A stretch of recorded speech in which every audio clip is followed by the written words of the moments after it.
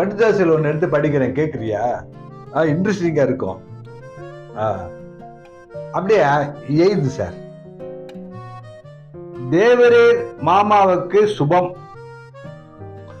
உன் சுபத்துக்கும் உன் மவள் ஏன் அன்புமிக்க வள்ளியின் சுபத்துக்கும் எழுதி கொள்வது. உன் மவளை நான் கண்ணால கட்டிக்கலன்னு மனசுல ஒண்ணு வருத்த வச்சுக்காத. இவ்வளவு நாள் வள்ளிக்கு கண்ணாலம் காட்சியெல்லாம் நடந்து புள்ள குட்டியோட புருஷன் வீட்டுல வாயமுன்னு நினைக்கிறேன். நான் பண்றத நான் கொடுத்து வைக்கல.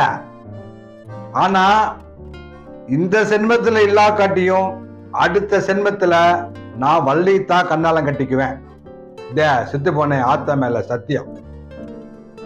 உனக்கு ஒண்ணு சொல்லிக்கிறேன், அப்பவும் நீ அவளுக்கு அப்பனா பிறக்காம இருக்கணும்.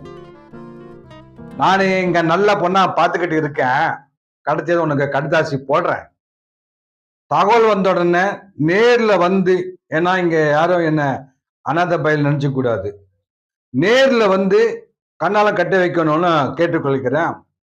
இப்படிக்கே பாண்டியன் சார். அக்கா மாதம் பாண்டியன் போட்டுங்க சார். அப்பதான் அந்த ஆளுக்கு உழைக்கும்.